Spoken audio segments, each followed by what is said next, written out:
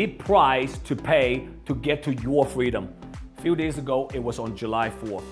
I was watching this movie with two of my little kids, and the movie was called Freedom. Yes, literally the title of the movie was called Freedom. It was played by Netflix. And Cuba Gooding Jr. was the actor, was the main actor. And the movie was about this African-American person, and he was trying to run away from his master because he wanted to risk everything, including his family's lives, to go after one thing. And that one thing was freedom. But in order for him to get the freedom, he has to give up a lot to even have a chance to get there. So today I want to talk about the deep price you have to pay to get to your freedom. Many years ago, I had a totally different meaning of what freedom is about. I thought freedom was about owning a dream house, driving an exotic car that's $150,000, able to go into a restaurant called Sizzler when I was a little kid when I came to this country, and able to eat whatever I want to eat in this amazing buffet style. That was called freedom to me. Freedom back then to me is that, man, you can buy anything from Macy's and you can literally return a week and get a refund back. After many, many years as an entrepreneur, I realized those definitions of freedom was exactly not what freedom is about. Let me explain to you what freedom ultimately is all about. Freedom to me, meaning you don't need anything from anybody anymore. Meaning you don't expect anything from anyone. Freedom means that you can work with whoever you want to work with. Freedom means that you don't have to work with anybody you don't want to work with. When you get to that level, that's holy land. Freedom means that you can say pretty much whatever is in your heart and in your mind instead of saying stuff that's not real because you don't want to offend anybody. But to get to that level of freedom, there's a big price to pay. Today, I want to share with you 4 things you got to give up in order for you to have a chance to get to the ultimate level of freedom that I just described. The first thing you have to give up is what I call the victim mentality. I have worked with many people that I know, I work with, I mentor. They play the victim mentality. They always somehow complain, blame on other people, always unsatisfied with the results, always unsatisfied with what others do for them, always wanting more without giving gratitude.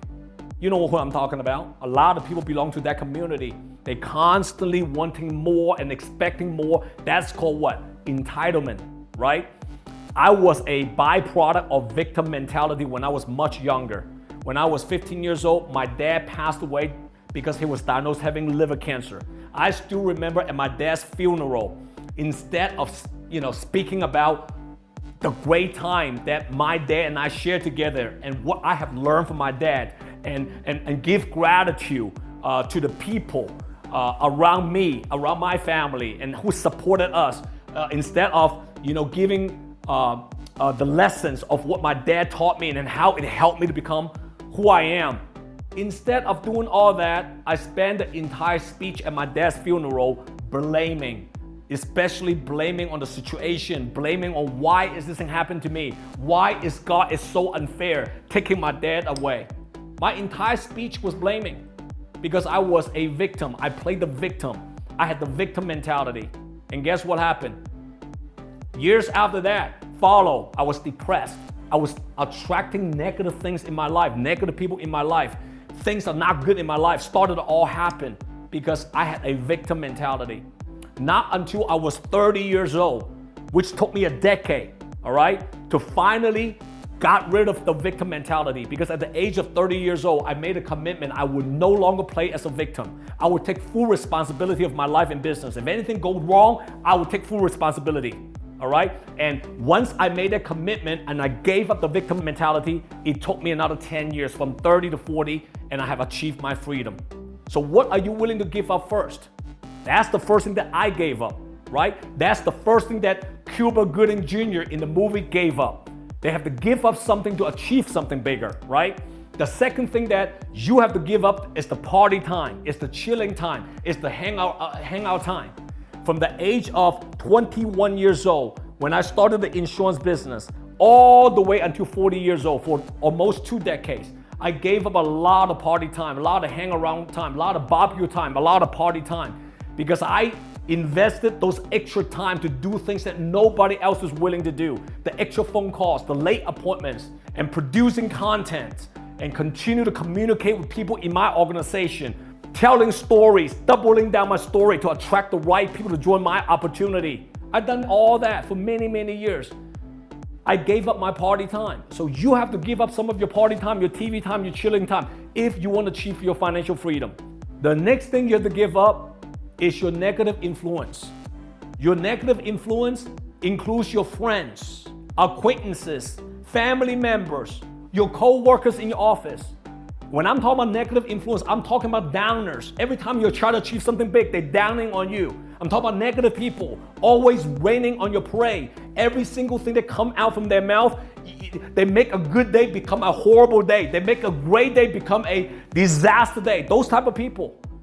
And then you got to get rid of the people who's no longer growing, no longer expanding. Because every time when you talk about dream goals, they will constantly probably telling you, hey, life is short. You got to chill. You got to relax.